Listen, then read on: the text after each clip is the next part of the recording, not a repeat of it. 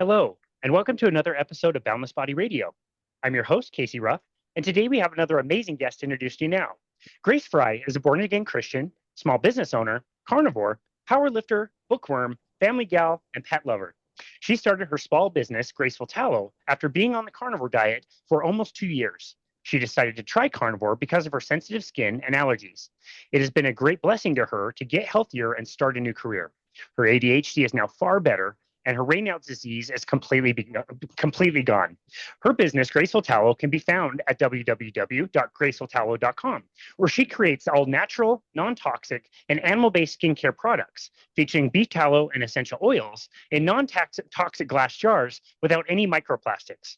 Her products are great for allergies and sensitive skin, are high in vitamins A, D, E, and K, and contain high amounts of omega-3 fatty acids, which are especially high in her grass-fed tallow. Her products are high in steric acid, are anti-inflammatory, are great for acne, and can help heal scars. They are very moisturizing, soothing dry skin and eczema, while the vitamin E in tallow can help prevent aging. You can find Grace on that website, which again is www.gracefultallow.com. Grace Frye, what an absolute honor just to welcome you to Boundless Body Radio. It's great to be here. It's such a cool business name. How did you come up with the name? Just tallow and threw my name in it. I couldn't come up with anything else. It's really good. It flows really well. And yeah, I think it's great. What's it been like to actually run your own business? Uh, I don't know. I mean, it's a lot different than I expected. I don't really know what I was expecting. It ended up being a lot more work than I was expecting. Yet Yeah. sometimes it's easier.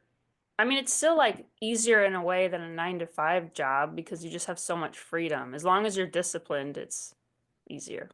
Yeah, I agree. We had to start our own business after being unemployed during the pandemic. And you get into stuff that you never thought you'd be doing, like all the accounting, the bookkeeping, like all the marketing and all that stuff. And like you have to be pretty diligent at social media, which sounds like it's, fairly easy. And I hate it. I suck at it. I'm not very good at it. So there are parts of running a business which are very, very challenging. You just kind of have to get through them. But you're right about the freedom. It is super nice to have your own schedule and not, have to respond to anybody, besides the people you work with. Yeah, I was already on social media, like with my pets. Like him, he used to get paid by Facebook. So I already had some social media, but Facebook fired him, so he's unemployed. Oh, that's too bad. Poor guy. Who is our little friend there? That's Bullseye. Nice. He It has a raw bone back there somewhere. He looks very, very happy. If you're listening and not watching, you're missing out on a very happy looking dog. Um, I'm curious. We'll get into your story in more detail, but right off the bat, we mentioned in the introduction that you are a pet lover. And you're also eating a carnivore diet, which is eating animals and exclusively animals. And how was it for you ethically to kind of get into that and make peace with the fact that, if something like a person like yourself is going to live, then something else has to die? Well, I think it's about how the animal's treated. Like even the Bible says we're supposed to regard our animals. And like if you're doing if you're conventionally raising chickens and you have like thousands of chickens in a barn, I think that's abuse. But if you're doing pasture raised chickens and pasture raised and grass-fed beef, I think that's a lot better. You actually kill less animals if you eat a cow than if you raised a bunch of crops, Yeah, technically. definitely. Were friends and family, people close to you, did they ask you about that? Was it difficult for them to understand that fact? No, I mean most people weren't like that. I mean, maybe my uncle was, but that's only because I posted like a hunting picture. He just didn't like that. Got it.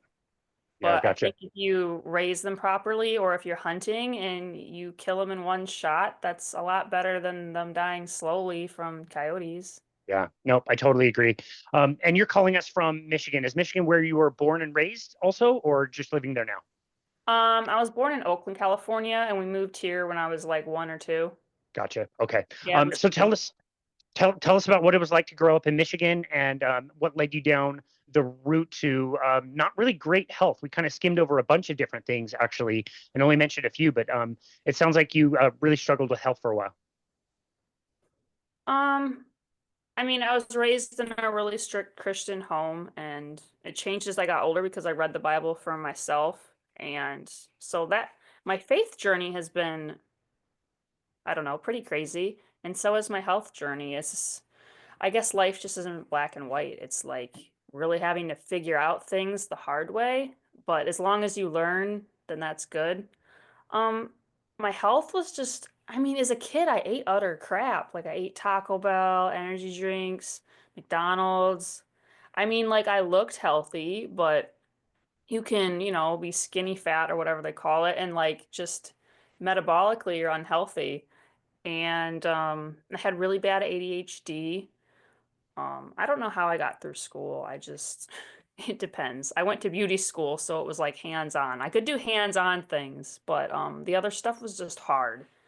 And I had like really bad acne, like the painful kind. And then I think I was about 21 or 22. I lost like the circulation in my toes. It's called Raynaud's disease. So like if I went hunting, I'd have to wear like toe warmers and like up to 6 pairs of socks. And they'd still be like utterly frozen. Like where I'm like, they are frozen. I need to go inside. I couldn't even stay out long. And then I went on the carnivore diet about 2 years ago now. It's almost 2 years. And after a couple of months, I could just wear one pair of socks. It was the craziest thing.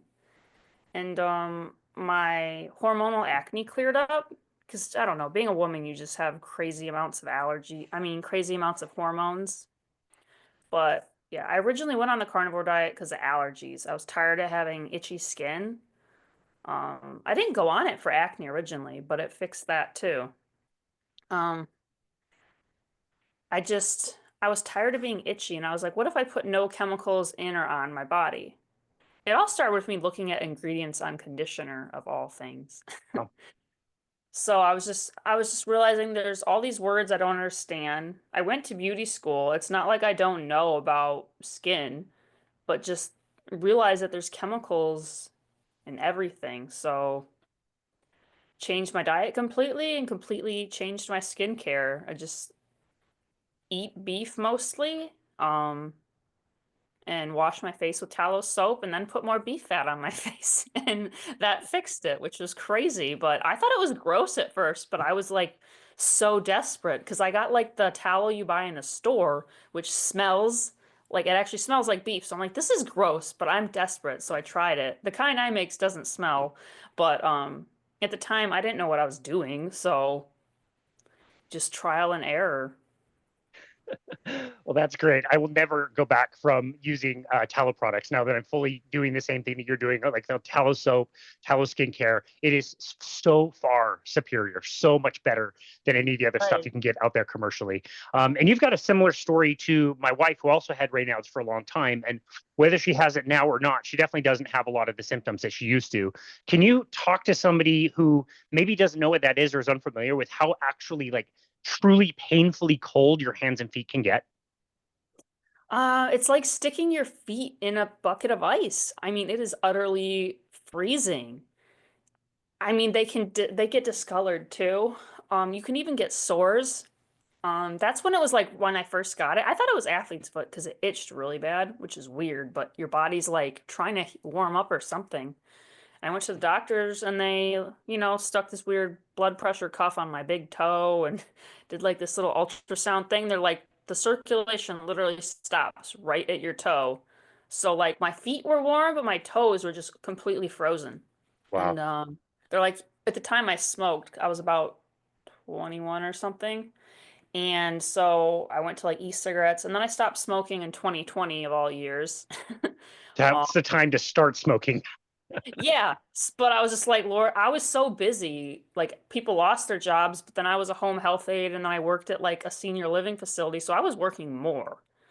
And I'm just like, Lord, just please take away this desire because I just can't handle it. Like I don't know why. Smoking and sugar is one of the hardest things to stop. Yeah. Wow. Which one ended up being harder? I've heard people like kind of oscillate on which one's harder to give up. Oh, sugar definitely. It's because it's everywhere. Um, Smoking is just like it stinks so bad now. If I'm around somebody that smokes, which is rare, it stinks so bad. I mean, I used to drink too, and I don't even like the smell of hand sanitizer. It's like disgusting. That's funny. Wow. Yeah, I remember my wife had experienced that like discoloration that you're describing too, where her hand would like it looks like it's not getting circulation. It looks almost like yellowish. And it would also sometimes be like sweating, even though it was ice cold. And so it was just this like really uncomfortable and terribly painful thing that she had to deal with. And she also was able to step away from that with her diet. So yeah, I don't think a ton of people know about it, but it's yeah, for the people that go through it, it sounds like really, really miserable. Yeah, the worst version is like Brugger's or something, and then you're like 50% chance you lose a toe or finger. Oh my goodness. Wow. I've never heard of that. That's crazy. Yeah, it's Wow. like Burgers or Brugger's is some weird name. Interesting. And then you were noticing your skin. We mentioned eczema. What other skin issues were you experiencing at the time? It wasn't eczema, but I like get hives. Got it. I'm also my dog gives me hives. It's his fault, partly. But like I have four cats and a dog, and I'm allergic to all of them. Wow. So, I mean, I've been on immunotherapy for a while, but it's just it takes a long time. Like it's Yeah. been, I think, a year and a half. Mm. But I guess the less allergens you have to fight, the better. Like if your body doesn't have to fight everything you put on in your body, it can, it can fight like the hives that my dog gives me or something. Got it. So, You hear that all the time with people that go carnivore that they, are doing it for a certain purpose, but then realize it clears up a whole bunch of other things, including allergies can be a lot better from the anecdotes that I hear out there. But I wanted to go in a little bit more detail on how you ended up landing on carnivore. It's not like the most obvious place where a lot of people end up starting. Can you take us back to like, what it was like to look at the conditioner bottle and think about chemicals and then also kind of relate that to your diet and how you thought you may have wanted to change your diet. just looking at the ingredients, there's like all these moisturizing alcohols for one. And I already knew fragrance was bad, but they can take fragrance out because there's all these fragrance-free products. But so that takes out 3,000 chemicals in the word fragrance. But then they have these moisturizing alcohols and phthalates and everything's in plastic. So you're getting all these things that disrupt your hormones. So therefore that equals more acne, mood swings, tiredness, all sorts of stuff. And so I was just like on YouTube and then I read Sean Baker's book about the carnivore diet. I read both of Paul Saladino's books. I didn't read Chafee's book, but I watched him a lot on YouTube. Sally Norton's book. I read like almost all of the carnivore books. I'm definitely a bit of a nerd, so I went down and read a whole book about oxalates and then how all the stuff in plants can cross-pollinate. So, since I'm allergic to like ragweed, there's a bunch of foods I can possibly be allergic to. Or because I'm allergic to latex, there's even foods I can be allergic to. So I was basically just like, I need to eliminate everything. And carnivore diet Uh, is like the only way to eliminate the most things. Although you still have like dairy and eggs, but I still had some problems with dairy, but then I switched to raw dairy and it was totally different. wow. Wow, that's so interesting. So again, like, did you jump in by finding Sean Baker's book? Like, how did you find that? Most people, it's like they learn, that our standard food sucks, so maybe they try paleo or primal and then step to keto and then step to carnivore. Did that process not happen for you? No, I'm more of just an extreme person. I was raised by a Marine, so like pain is weakness leaving the body. I was raised in a really conservative church, so I was just raised like with this extreme stuff, so I just became a little more extreme, I guess, and just totally jumped in. I mean, I was like the kid when I was younger that would just question things and be like, "Why? I don't see that in the Bible. I don't see this." And then I'm just like, well, biblically, is our food is totally different now than it was then. I mean, I even did the sourdough thing, but my body just prefers beef. Wow. Wow, that's fascinating. That is very unique. You're describing your childhood. That would have been, I would think, a perfect recipe for an eating disorder. How did you not end up with some type of eating disorder? Oh, I did. I got those too. I got all of them. Wow. From about 15 to I think about 21. And still like just like a weird relationship with sugar. Like I just want more and more and more even after I was 21. So even like with my childhood, I did end up with like anorexia and bulimia, but carnivore helped a lot with that. So I first started on YouTube and then I was just like, all right, I'm diving in. And I was married at the time. My husband's like, what? I was like, I'm diving in. I'm getting rid of all the crap in the house and we're eating meat. And I was mainly like a housewife at the time with a part-time job. So it's like, you're doing this too if you want me to cook it. So he just kind of had to. And my parents didn't really like cooking, so they had to do it too. So basically, I just pulled like three people in on this because I'm the main cook. So they're like all forced into it, but they like listened because I was reading all these books. So I'm like, I have all these facts. Like, why don't you read this book? And they're like, these are too many books. So they just like, because I read like a whole stack and um, I don't know, my dad's a lot like me, so he was like pretty on board like right away. Yeah, I was mainly reading the books to like stay motivated, like because it's hard to cut out everything and you're just throwing away like all this money, but you start to see it all as poison. Like you go in the grocery store and you're like, I can't believe this is legal in our food and what they put in baby formula. You're like, this is just wrong. Yeah. Yeah. It's pretty bad. And even in the powerlifting world, I've met like other Christians and carnivores, and I'm like, really, you too, you too? And it's so crazy because we just like have like so many things in common. There's only a couple of them, but it was still like, oh wow, we have all these things in common. Yeah. It's super cool. And the community is definitely growing. I'm hearing more and more just random strangers that are at least not weirded out by it. They are familiar with it. They know somebody who's trying it, whatever. And one of my favorite things that's been emerging more so in the last few years is the field of metabolic psychiatry, which is using, very therapeutic levels of ketogenic and carnivore diets to help Yeah, Chris people. Palmer. Yeah, Chris Palmer, Dr. Georgia Ede, and it was my favorite thing last year. I went to the conference in San Diego, the Symposium for Metabolic Health, and this guy who wasn't necessarily coming from the low carbohydrate space. He was coming from the anorexia nervosa space, and he's presenting data and case studies about anorexia and showing not only these case studies of people that were walking back their eating disorders by eating low carbohydrate, what we would consider like a restrictive diet, but he's also explaining like what changes are actually happening in the brain. So it's not only the stories of what's going on, it's also explaining the science behind what's going on. And both of those things jive. And just doing more episodes, even recently, with people who have walked back their anorexia by doing a very restrictive diet. Like when you hear that people with eating disorders should welcome all foods, they should not restrict foods. They do the cookie therapy, and it's like you don't eat cookies, and so we're going to put cookies in front of you. Oh yeah, Again, if you're I listening and not remember. watching, you just missed the biggest eye roll. That was great. Yeah, I remember like trying to get help for it when I was younger, and they wanted me to like only eat processed food so I could keep track of what I'm eating to gain weight. Like they were just concentrated on like once you get like heavier, you'll stop craving stuff. It's like no, once you get away from sugar, you'll stop craving sugar. Yeah. Yeah, and I think it's why so many of those treatment programs are an absolute disaster and don't seem like they work for hardly anybody, inpatient, outpatient, whatever. I just think the strategy is so wrong. And understanding that, again, your background with, some restriction in your lifestyle, the food, the eating disorder, even more restriction, restricting your diet in a certain way actually plays into that and allows you to use that as your strength and superpower and also kind of reframe, retrain your brain and reprogram everything so that there is, again, that scientific explanation behind it. But if you think about it, it does make a lot of sense.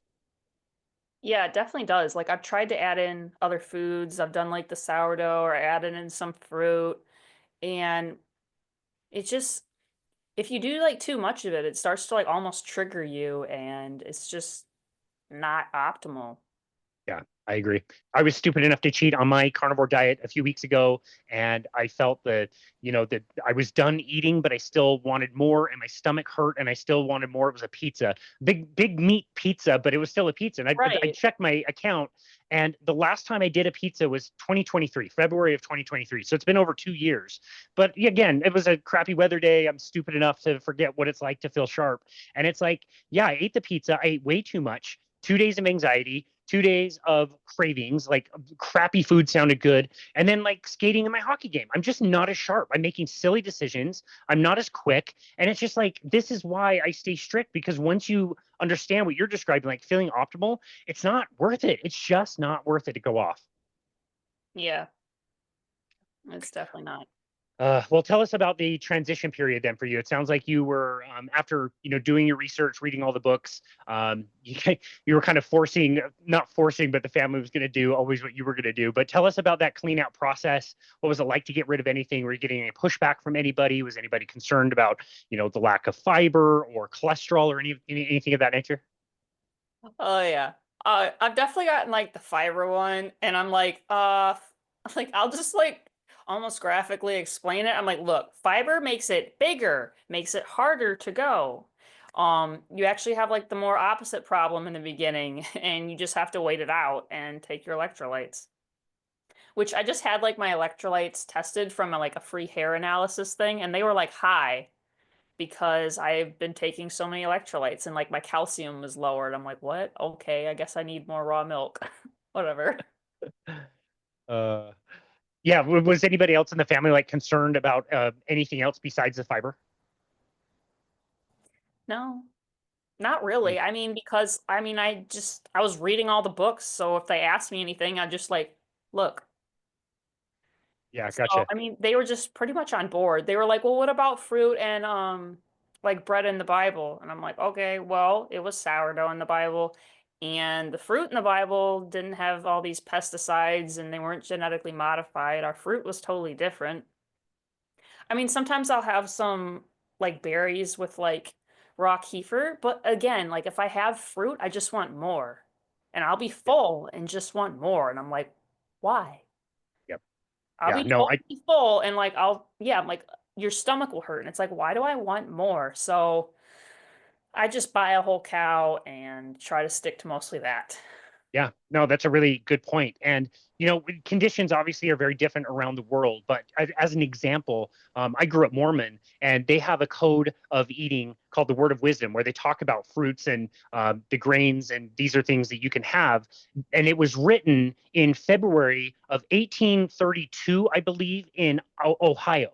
So it's saying like, yeah, you can have whatever fruits you want, and things that grow are fine, but it's also like there was no fruit at that time in that month in that place. That's not very far away from where you are now. You Yeah. don't go outside and just go pick a banana whenever you want. Like you'll have fruit when there is fruit. And unless you're saving it, preserving it somehow, you don't have access to it all the time. And again, maybe other places around the world it's a little bit more plentiful, but I'm always just really taken away, even when I visit tropical locations, about how little just random fruit is just out there like growing. Like there's not a lot of it that you can really find, even if you're in a tropical climate. Yeah. Like it's spring and it snowed today. There's Yeah, not going to be fruit.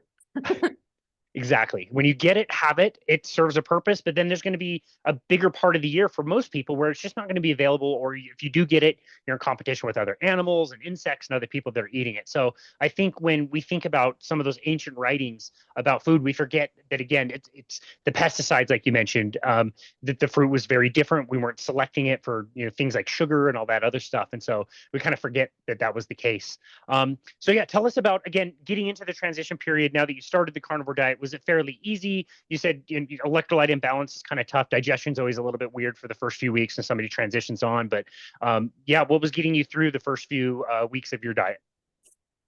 Just electrolytes, but a month in, I did my second powerlifting competition, so I was getting headaches because it was summer. So that was rough. I was just really downing the electrolytes. But even the electrolytes with like stevia can just cause me to like just be triggered and like want like I really wanted a diet root beer. And it was like really weird. Thankfully, God was good and we couldn't find one that day, or else I would have had one. Because we like looked, we were like walking around, and I mean, I just get overheated. Like ever since I was younger, I had heat exhaustion once, so I don't know. I don't do good with the heat. Got it. Um, Even being on carnivore almost 2 years, like if it's summer, I'm like, I don't know, it can be rough. Yeah, yeah, for sure. Electrolytes are really, really important to stay up on, especially if you're eating this way and you don't have a good heat tolerance. I did want to ask you about the powerlifting itself as far as the transition goes. I would not recommend transitioning onto a carnivore diet unless somebody was really sick of their, severe issues and they wanted to get rid of them if they had a competition of any kind of coming up. I don't know if you came across any of the work or like Finney and Volek. Um, when they kind of did writing about transitioning onto a ketogenic diet during competition, were you at all concerned about having that powerlifting competition coming up and you not being fully adapted to using fat as fuel? Um, it was a month in, so I was pretty adapted. But yeah, that first month, like I felt like I lost strength, but then like I always try to taper really well before a competition, like be really rested the week of, because that weekend I have to try and lift as much as possible. So, like, I mean, it worked out. I didn't win anything other than like my weight class and like some bench thing maybe, but I still did pretty good. So, I mean, Yeah, it worked good. out. But yeah, I would give somebody a couple more months to adjust normally though. But it wasn't too bad. I just had headaches. Got it. I see. So again, electrolyte related. Yeah, I mean, in hindsight, yeah, when you're thinking like these competitions are so popular or important to you in your personal life, but then you get on the other side of it, you're eating differently, everything else clears up, and you realize like, yeah, I could have gone through that for a few months and have worse play on the ice or whatever. How long did it feel like you were like fully adapted and the headaches kind of went away and your energy kind of felt like it was coming back up? So I started like in the summer. So even last summer, it's kind of rough. Like if you start it in the winter, I think you can adapt in like a month. If you start in the summer, I think it can take a couple more months. Yeah, But I I'm agree. just more sensitive to the heat too. Yeah, got it. Yeah, I agree with you. Again, especially if you're living in a northern climate, it's the time of year where you would have not very much choice but to be a carnivore if you were living in and adapted to that kind of environment. The only food that you would have would be animal products. So I do agree with you. There's some seasonality to it. It's interesting that you noticed that. And then I want to talk about your family as well. Again, it wasn't necessarily their decision to go carnivore, and whether they went like fully strict or to the same degree you did or not, I'm not really sure. But what things did they start to notice with their own health that was surprising to them? So my dad had high cholesterol, and then they're more animal based just because like they don't cook. I got divorced and I moved back with my folks, so I'm the one that cooks. So if they want to eat and not cook, they have to eat meat. I mean, I have done the sourdough thing and they ate it for a while, but like, um, when I stopped making it, they didn't get it anymore. So, um, I mean, they watch the ingredients more, but yeah, they're like more animal based. They still like sneak in things, but you can't like force your family. So, No, of course not. but my And dad's then cholesterol went down when he started eating more cholesterol. Like he went off his cholesterol medicine because he's eating beef and eggs a yeah, lot. wow, that's amazing. Did he notice in hindsight like different side effects from the medication that once he got off of it, he was really grateful to not be on it anymore? No, but he just didn't need the cholesterol medicine, and he lost like a bunch of weight like without even trying. Lost like 30 pounds just like that. Wow. I love how that's always like the afterthought too. Like we never lead with like our health stories and we're like, oh yeah, by the way, I lost 30 pounds or 50 pounds or whatever. Like Yeah, it's it it's just happened super easy for it's him. so easy. That's awesome. And then question related to you and also your mom. I sometimes have a tougher time, especially in the beginning, with women trying carnivore and wanting to eat a lot of red meat. It seems like that's more of an acquired kind of a taste. Um, once once they get adapted to it, they seem to want it a lot more. Is that something you notice with either yourself or your mom? I always pretty much would crave red meat. I mean, when I was younger, I tried to go vegetarian and that didn't last long. I was like 12. But yeah, as an adult, I always craved red meat. Like I'd have like pound burgers and eat like a ton of red meat. So I was already doing that. I just cut out the bread on the burgers.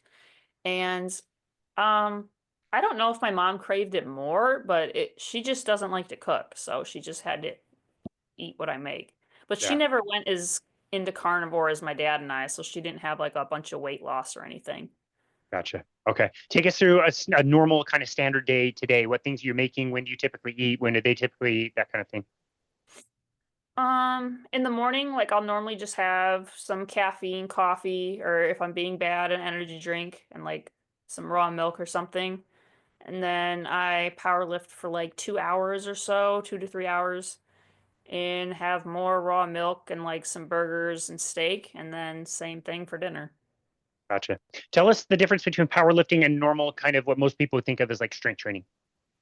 So powerlifting, I compete in the squat, the bench, and the deadlift. So those are my main lifts, and I'm doing accessories to strengthen those lifts specifically. And for women, like the bench press is a lot weaker. But I was more into bodybuilding when I was younger, so I guess that made my bench press a lot stronger because like I'd always do a bunch of pull-ups, and I guess I did more upper body work when I was younger. So I guess my bench is stronger normally than most women. Gotcha. With that much training, you said you're training 2 hours. Is that every single day? At least 4 days a week. It used to be always be six, but lately I'm trying to do like more of a conjugate West Side barbell method, and they do like 4 days a week. That's a lot of time. How are you able to stay healthy and injury free if you're training that much? Eat meat. Chiropractor, I have like a red light therapy. So I have a bad hip. So I have to go to the chiropractor at least once a week because my pelvis will be like an inch, inch and a half higher, like at least once a week or twice a week. It just goes up. And then like he has to pull out my hip socket and realign it because it's a shallow hip socket. So it like moves around a lot. Well, that explains why you're good at powerlifting. It's known that powerlifters also have shallow hip sockets and are able to do some of those lifts better than other people with deeper hip sockets, and that can be geographical as well. Coming from Hmm. India, for example, it's a genetic thing where they're always going to be better at yoga and they're never going to be that great at powerlifting, which is I think very interesting.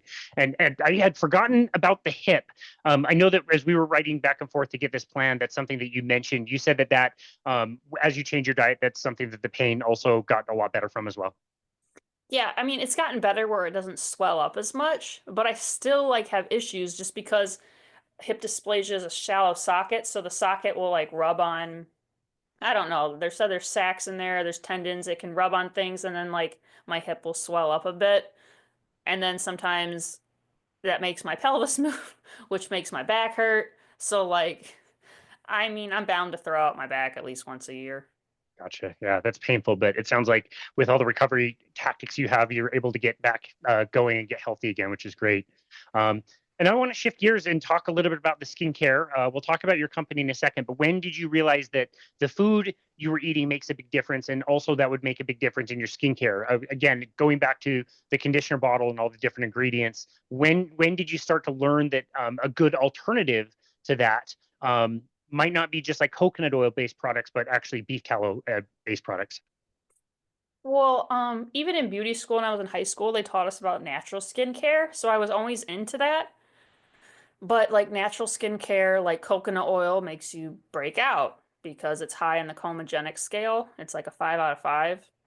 And I mean, I'd made skincare before from like shea butter and stuff, but the seed oils just they go rancid quicker, uh, and most of them make you break out. I mean, there's a couple that don't, but most of them do make you break out more, or they're inflammatory because they have more of the oleic acids instead of the steric acids. And then they have more omega 6s, so then that's actually inflammatory. So when I changed what I was eating because I wanted to just not have itchy skin because there's too many ingredients in food and skincare. Um, Pretty soon after starting the carnivore diet, I heard about beef tallow. I think maybe it was Paul Saladino was like just put beef tallow on your face. And I'm like, what? Okay, put beef fat on my face. But I was desperate because I'm like trying to get healthier products and um like the fragrance-free, like expensive Shea Moisture body wash would have soybean oil in it. And I'm like, well, that's inflammatory. Like that has a lot of omega-6s and is GMO. So I like looked up like tallow soap and lotion and it was really expensive. So I just figured out how to make it. Wow, good for you. Yeah, I have to say, like, I notice when I'm using a plant-based soap, which again, I try to avoid as much as possible, but if I have to, I notice kind of what you mentioned earlier with the alcohols. It feels like it's drying out my skin. And so you think for something like acne, like the treatments that we used to have were all like maybe not alcohol based, but they were all like the drying kind of treatments. And the thought of putting something like quote unquote fatty or greasy is the word I hear. It seems so counterintuitive that everything else is trying to dry out your skin. And again, when I use plant-based soap, it feels like it's taking moisture away from me versus when I'm using my tallow, it's so much more moisturizing. And yeah, I've noticed a huge difference for things like acne. Was that a little bit surprising to you as well? Yeah, because like how you were raised, like use oil free, like it was always oil free, fragrance free for sensitive skin. But it's like, okay, well, what did they have back in the olden days? Tallow and lard. Okay, I wouldn't use lard because pigs are nasty and it'd probably break you out.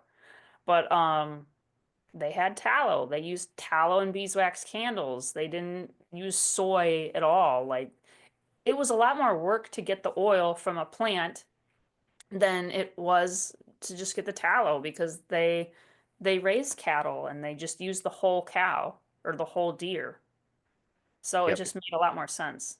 Yep. To think that you could walk into a store and really not have any other option than tallow and lard back in the day. It makes a lot of sense when you think about it. Take us back to the first time you bought the tallow from the store and the smell. What did you learn about how you needed to prepare your own tallow to not have that kind of beef smell to it? Well, the stuff in the store, I think it was just dry rendered once, so it was grainy, yellow, and smelled like beef. So to get rid of that, you could just re-render it again and just heat it up and strain it like through a dish towel, but it would still smell a little bit beefy. You have to do like the wet rendering process with water and salt to get rid of the smell, so then it's whiter and doesn't smell like anything.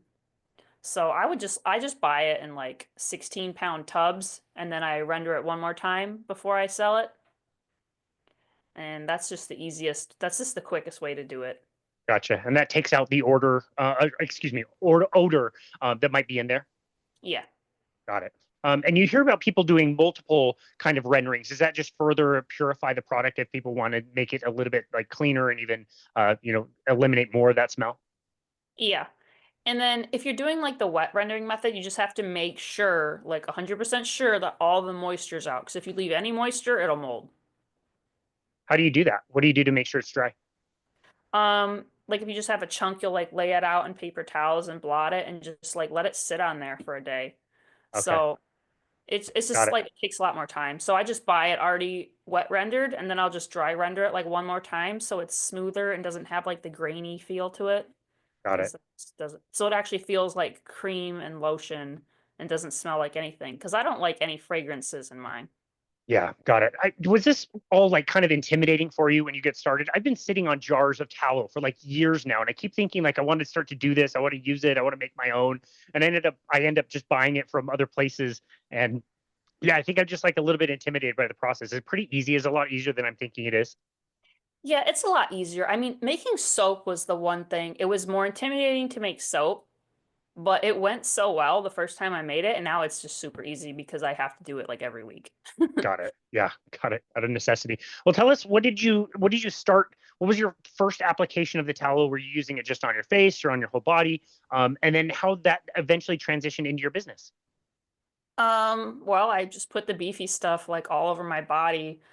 I don't think I put that one on my face. I think I like bought it in more in bulk to put on my face. So I think I bought it in bulk and then I figured out if I rendered it one more time after after I bought it already rendered, then it was smooth and didn't smell like it. So I put the grass-fed on my face, the grass-fed beef tallow, because I was scared of breaking out. Like I only put it like on a quarter of um my forehead for about a week or two before I put it on the rest of my face. Because I'm like, I don't know. They say it doesn't break you out, but I just don't know. So yeah, I put it on just half of my forehead for about a week or two, then the rest, and then I just put it everywhere. I And then love it. yeah, like sometimes people would charge like $30 for a little jar. So I was just like, I'm just gonna make it. Or it was like $5 or $6 for a bar of soap. And so I'm like, I'm just gonna make it. Did It it was save a more ton of like, money? yeah, it saves so much money. And now I sell it. So I'll sell a bar for like $6 to $12 Wow. because some of them are really big. Wow. What products did you start with when you first started your business? I just started with the lotion and the soap. So I did like shotgun mold and like paw shape and then but everyone run a regular shape. So I just sell regular shape soap and like I have one that's has these little what is it? I have one right here.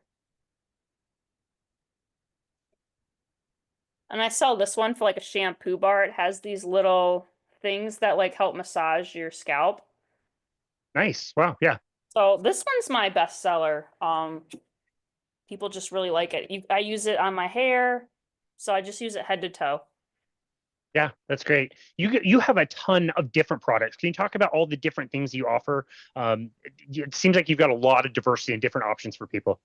Yeah, I just went down the carnivore and then the tallow rabbit hole. So, um, I sell sunscreen, tinted moisturizers, and like foundations, blushes, lip gloss, lipstick, lip balm, body balm, lotion. I have moisturizing sticks. So those are nice if you're working out. You just put them on your hand and like on your elbows so that way your hands don't get greasy. So you have lotion on one side and chalk on the other. Um, I even make toothpaste and sell like the tooth powder. Yeah. Nice. There's a lot of different ones. Gotcha. Yeah, tell us about the tooth powder. That's one of my favorite products to use. I've not tried yours yet, but switching over to that a few years ago was awesome. I love tooth powder. Um, the only thing I don't like about it is the charcoal. You just have to rinse out your sink, but it has charcoal, calcium carbonate in it, and baking soda, and then bentonite clay. And then sometimes if somebody wants it, I'll put peppermint oil or tea tree oil in it. And yeah, it just really cleans your teeth because again, I did this because I'm like, I don't want to spend $6 to $9 on a tube of fluoride-free toothpaste. So I just like I did a huge batch like a couple months ago and I just made like 50 of them and I'm like, there. Now I don't need to Nice. buy toothpaste. That's great. And yes, you're right about the activated charcoal and the sink. That is a real thing. Make sure you rinse out your sink because it will be pitch black. Yeah, I spit it in my trash first, like twice before I do anything in the sink. I only rinse it out in the sink because we have a septic. I'm out in the country, so I don't want any clay down there. Got it. Yeah, that's actually a really good idea. I might start doing that. And then I wanted to ask you about the sunscreen. Does tallow itself have any kind of like protection from the sun per se? Like I'm pretty sure that we can't market products that are natural in this country and say that it's sunscreen. So like you can't say that coconut oil is sunscreen, even though there's a Yeah, protection factor of like 8 or something, 4 or 8, but you can't say it's sunscreen unless it yeah. has chemicals in it. But does tallow offer a little bit of protection from the sun? Not that I know of. I just add zinc oxide to it. Got So, it. which actually can be used as a diaper rash cream. So I need to start selling it as diaper rash cream too. Great Because idea. that's the same thing they put in diaper rash cream. But Wow. they just add petroleum and other stuff in it. Yeah, gotcha. No, that's great. And then yeah, it sounds like you're working with a lot of like foundational kind of, is it makeup? Can I say? It's more of a like a light moisturizer. It doesn't have like a high coverage because you just have to add in more chemicals to get like a large amount of coverage for it to Got like it. really cover up stuff. It just occurred to me that probably more of the women listening to this will understand what you said earlier about some of the products you offer, where I would have no idea what the difference between some of those things are. Yeah. Totally. I definitely wanted to make more makeup, but certain things need more chemicals like eyeliner and mascara. I do Got it. sell like a lash serum and like the lip gloss and like scrubs. Like I like the coffee scrub. Other people like the oatmeal or salt scrub, but I think the coffee scrub sells way more because it smells good. Yeah, interesting. And then you said you do some that don't have scents, others have essential oils. There's Yep. one oil on your blog that you write about in particular that I'm curious about. I don't know that much about it. Is it emu oil? Yes. So that's another animal-based oil that's not supposed to break you out. It's supposed to be a zero. So I'll use that in my winter balm with beeswax because just tallow alone isn't always enough for my dry elbows in the winter. And so I'll add that into the balms. And like I do that with the lip oil. I add the emu oil. It helps like thin it out and adds extra moisturizing. And then he uses tallow sometimes. The puppy does. Yeah. That's awesome. That's awesome. Oh, cool. I've heard that emu oil can be very beneficial. I just didn't know why it is. Where do you see your business going in the future? I hope that in the next year or two it becomes my full-time income because I also have like a night job. I'm a home health aide at night. So hopefully it just keeps growing. Yeah, well, I'm sure it will. Your products look amazing. I can't wait to try them myself. And yeah, this has been an awesome chat. It's been great to get to know you and your story and get to know some of the products you offer as well. If there's not anything else you want to add, can you tell us where people can go to find you and connect with you and your work? My website is gracefultallow.com and I'm also on Etsy and sell some stuff on eBay. And then my YouTube is like Grace Lifts and Instagram is gracelifts.carnivore. Awesome. I'm all over. Awesome. We will be sure to link all of that in the show notes so people can access that. And like I said, your website is really, really good. There's other things that we didn't even talk about, like all the t-shirts and merch that you make, which is pretty cool. But there's a lot of cool things that you can go on there. And I love all the different selections and different products you offer. So Grace, thank you again so very much for sharing your unique story. So glad you're on the right path of healing from all the things you were dealing with in the past and have a much better way forward and are now helping other people, not just by sharing your story, but also offering us amazing products. So thank you so very much for all of your hard work, and thank you for taking time to be on our show today. We really appreciate you. No, thank you. Thank you for having me. Absolutely. It was an honor. And this has been another episode of Boundless Body Radio.